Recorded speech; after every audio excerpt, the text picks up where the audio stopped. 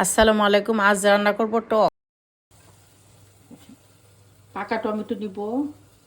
এখন এই টমেটোতে তো অত টক না, অল্প একটু পানি দিয়েছি, টক না, সেজন্য এটা হলো আমার গাছের টমেটো। বড় টমেটো গাছে ছোট ছোট টমেটো ধরেছে, সেটা দিয়ে দিলাম। পরিমাণ মতো লবণ, ধনিয়া 1 চা চামচ। টকে আমরা ধনিয়াটা একটু বেশি দেই। মরিচ দিব আধা চা চামচ, হলুদ দিব আধা চা চামচ, পেঁয়াজ বা রসুন, এটা পেঁয়াজ বাটা রসুন বাটা 2 টেবিল চামচ। এই টকে আমরা রসুনটা বেশি দেই। পাক না উঠতে টমেটোটা গলে গেছে, এরকম পাকা টমেটো আপনারা নেবেন। এত মজা হয় এই টকটা, যারা ভাত খেতে পারে না এই টকটা রান্না করবেন, দেখবেন কত বেশি ভাত খেতে পারতেছেন। হয়ে গেল। এটা মলা মাছ, টমেটোটা পাক উঠে গেছে। মলা মাছটা দিয়ে দিব। আপনারা অন্য মাছ দিয়েও করতে পারেন, আমি মলা মাছ দিয়েছি। পুঁটি মাছ, ট্যাংরা মাছ দেওয়া এই টকটা খুব মজা হয়।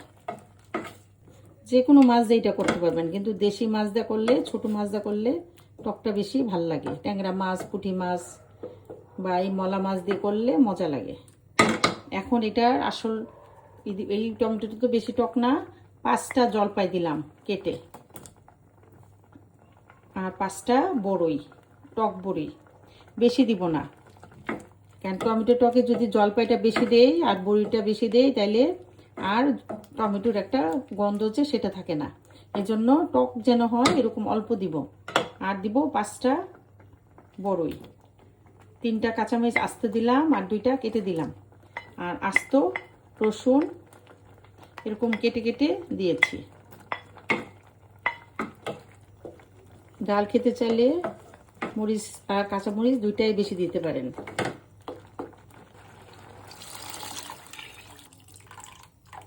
আর পানি দিব না, কি দিব, যে এগুলো উঠাই দিব, এই যে এগুলো উঠাই ফেলবো।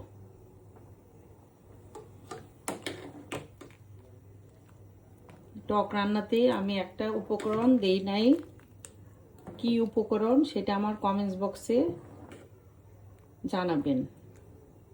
যে এগুলা যে থাকবে এগুলো আমরা ফেলে দিব। এই যে টমেটোর চামড়াগুলা। খুব তাড়াতাড়ি রান্নাটা হয়, তো সহজ রান্না আর অসাধারণ মজা। এই তরকারিটা পাক উঠলেই হয়ে যায়। আর একটু লবণটা দেখব, আর একটু লবণ দিব, ঢেকে দিব। টক রান্না হয়ে গেছে। ধনিয়া পাতা দিয়ে দিব। এগুলো হলো হাইব্রিড না, দেখেন দেশি ধনিয়া পাতা। এগুলো আমার ক্ষেতের ধনিয়া পাতা, এগুলো হাইব্রিড না। হাইব্রিড অত ভাল লাগে না। এই টকে আপনারা দেশি ধনিয়া পাতাটা দিবেন, তাহলে একটা সুন্দর ঘ্রাণ আসে। কেটে দিয়ে দিব ধনিয়া পাতা। টকে অল্প ধনিয়া পাতা দিব, নাহলে কালারটা সবুজ হয়ে যায়। এটা হয়ে গেছে, সিদ্ধ হয়ে গেছে। আপনারা যদি এখন বড়ির দিন, বড়ি পাবেন, বড়ি দিয়েই অল্প বড়ি দিবেন। টমেটো থেকে যদি বড়ি বেশি হয় তাহলে কিন্তু ভাল লাগবে না, তাহলে বড়ির টক হয়ে যাবে। আর জলপাই থাকলে জলপাই দিবেন, যদি ফ্রিজে কারোর সংরক্ষণ থাকে। হ্যাঁ, আর নাহলে অল্প বড়ি দিবেন, দিয়ে এভাবে নামাই ফেলবেন। এই টকটা হইতে বেশি টাইম লাগে না। হয়ে গেল, চুলা বন্ধ করে দিব, দিয়ে ঢেকে রাখবো। খুব লোভনীয় একটা টক রান্না হয়েছে। যারা যারা এই রান্নাটা দেখতে চাইছিলেন, আমি রান্না করে দিলাম। আপনারা দেখে নিয়েন যে টক রান্নাটা। আজ রেখে দিলাম। আল্লাহ হাফেজ।